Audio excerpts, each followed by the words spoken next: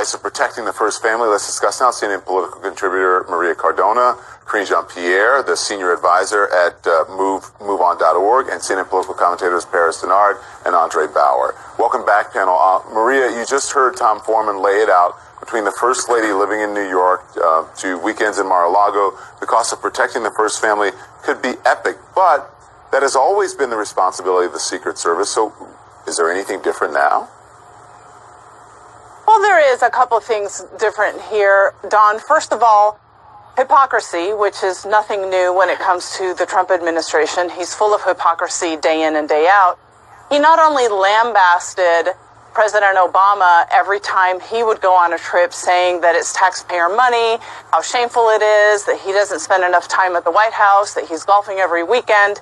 And in 2015, he gave an interview to The Hill where he said if he became president, he would rarely leave Washington, rarely leave the White House. So we now see that that is absolutely not true.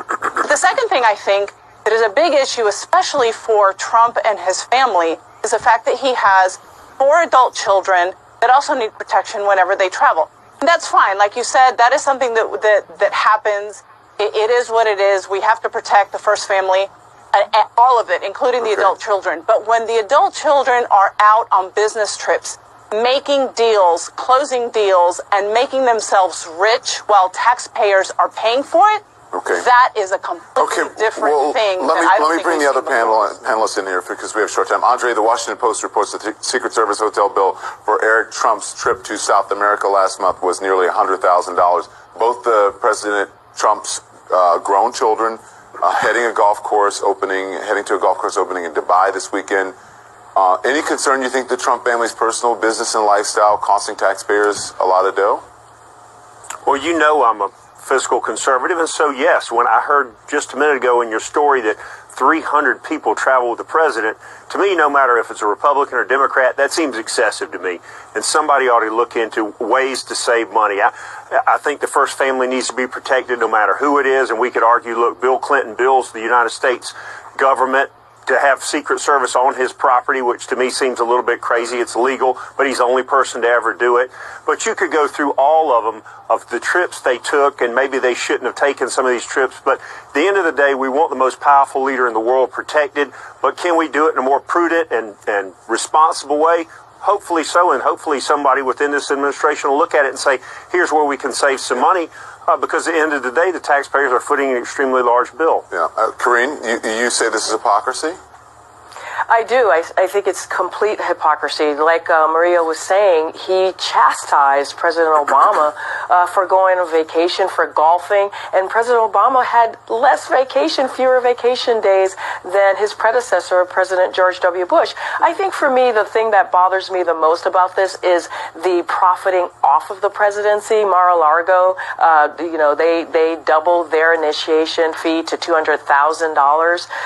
And also, he actually never let go of ownership of his businesses. So his adult children are traveling, making money for the organization. So he's profiting. I want to bring in Paris now. Sorry to cut you guys short, but I want to get it all in before we have to go. Paris, what do you think? I think this is fake news. This is not a news story. Don, tell me what about it is fake, Paris. We're going to go. Are we going down this road again? Yeah, we are. Come on, Paris. I didn't interrupt any of you all. Let me just tell you why. The president is not breaking any laws, and he's not doing anything. It's not his fault. Paris, hold on. Let me ask you this. No. Let me ask you. I'm going to let you finish. I'm going to let you finish. Do you actually know what the definition of fake news is? What we're doing right now? No. Okay. Well, then you are part of the fake news because you are on the network and you're part of the. No. Fake news is when you. Hang on. Let me explain to people out there watching and you what fake news is. Fake news is when you put out a story to intentionally deceive someone and you know that it is wrong. I don't know of anyone who has put out a story in the mainstream media that I can think of right now to intentionally deceive anyone. Now, people get things wrong. Sources sometimes come up empty, but no one that I know has put out anything to intentionally deceive someone. This story that we're doing right now is not to intentionally deceive anyone. We are simply talking about the cost to keep a president safe, the Secret Service cost, and what are the pros and the cons, and as Andre said, and if there are ways that we can maybe able to work on that to make it fiscally better for the American people. There's nothing fake about that. Please stop it with that stupid talking point that it is a fake news story. If you don't want to participate in the news stories on this network, then don't come on and participate. But don't call them fake because you don't agree with them. Go on. Don, this is a fake news story, in my opinion, because the underlying Paris, assumption thank you very much, is everyone. that... Thanks, everyone. Thanks for watching. Have a great weekend. Good night, all. Thanks, Don. Let's bring in our panel now while we work on that. I want to bring in Sam Harris, the author of Islam and the Future of Tolerance, and also Dino Vidala, columnist for the Daily Beast. Thank you guys for jumping in a little bit early here. If we get Armstrong Williams back, we'll bring him in as well. So, Dean, Armstrong Williams, Dr. Carson's friend and business manager, doubling down on Dr. Carson's Muslim comments. What is your reaction to that? I think on some level, Armstrong Williams just denounced Ben Carson's comments on some level by saying, of course you could have a Muslim candidate.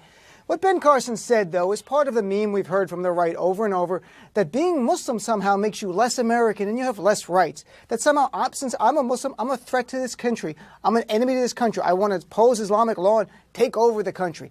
You know, these are things we hear over and over. And we're doing our best to fight against these ideas, to make it clear to our fellow Americans that I don't want to impose Islamic law. My Muslim friends don't want to impose Islamic law.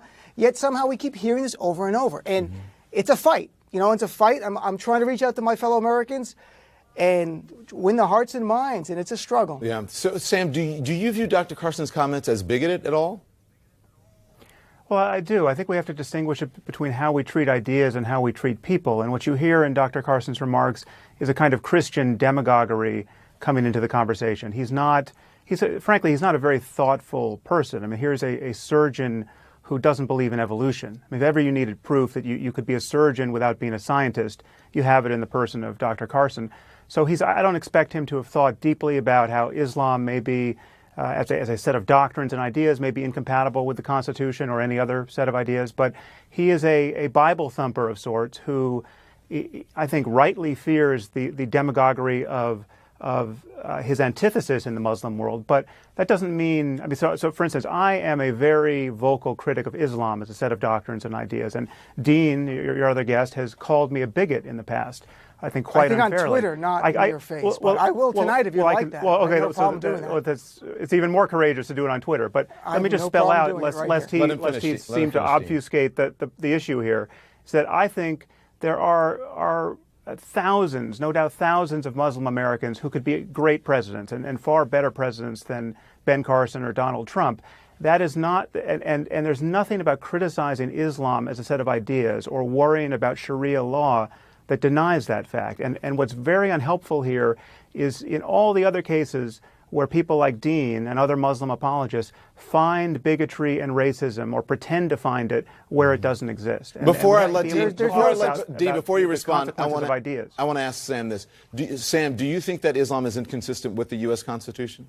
As someone who studies this. Well, it depends what you mean by Islam. Islam is a vast set of commitments and ideas, and you know, there are 1.6 billion Muslims on earth who hold to those ideas in varying degrees. Some nominally, and some are, you know, right next door to, or even right of, you know, Mullah Omar. The crucial case of extremism now is ISIS, or the Islamic State. Now, if you're going to talk about Sharia law, if you're going to talk about the law that mandates the cutting off of hands of thieves or throwing gays from rooftops. Is that in the Quran, Sam? Sam, is that in the Quran, throwing gays from rooftops? Sam, is that in the Quran? It's in the Hadith. It's not in the Quran. You know it's not in the Quran, Sam. And not all Muslims follow Hadith. You know that.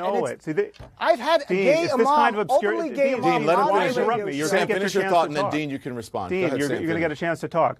But it's this kind of obscurantism that you hear piping up from Dean now, which gives some kernel of truth to the fears expressed by people like, again, genuine bigots like Ben Carson, or even worse, like the person who stood up at Trump's rally, who was obviously a lunatic, obviously a bigot, should have been shouted down by Trump. But what's very sinister here is when you have seemingly liberal Muslims play hide the ball with the article of faith and deny at every turn that there's any link between ideas and the kinds of violence we see in the Muslim world. Go ahead, Dean. Getting advice from Sam about Islam is like getting advice from Paula Deen about Black Lives Matters. You have to be kidding me. There you go. He's calling me a bigot on national television. I didn't call you a bigot. I have not. I'm absolutely not a bigot. ahead, Dean. Okay, and I will say this, Sam. I agree with you, and I applaud that you say that what Ben Carson says was bigotry, and what was said at the Trump event was bigotry, and that's great. And we do agree on that. So maybe we can find common ground in certain places. Dean, That's where we can. I just released a book with a Muslim co-author, a person who has paid his dues against bigotry far more than you have, I would imagine. He spent 4 years. Sam. He spent 4 years in an Egyptian Okay, prison, gentlemen. and yet you are responding to me like Sam, a we're living in the bigot. United States.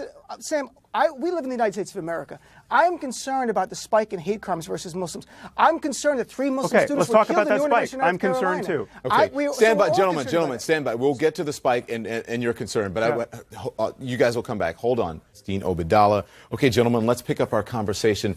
First up, I want to read this poll. This is a recent Gallup poll. 38% of Americans, it says, that say that they would not support a Muslim candidate for president. So Dr. Ben Carson is not alone. So why do you think that is? First, you, Dean. I think, honestly, there's a lot of components. One is only about 25% of Americans have a Muslim friend, and if you don't have one, I offer to be your Muslim friend. But in reality, that plays a role, because if all you see are negative images on the media of ISIS, Al-Qaeda, Al-Shabaab, these horrible groups committing horrible acts in the name of Islam, coupled by some of the people on the right ginning up the fear, you're not going to feel warmly about Muslims. If I didn't know a Muslim, if I wasn't Muslim, and all I saw was that, I would not like Muslims either. And I think that's part of the problem. We have to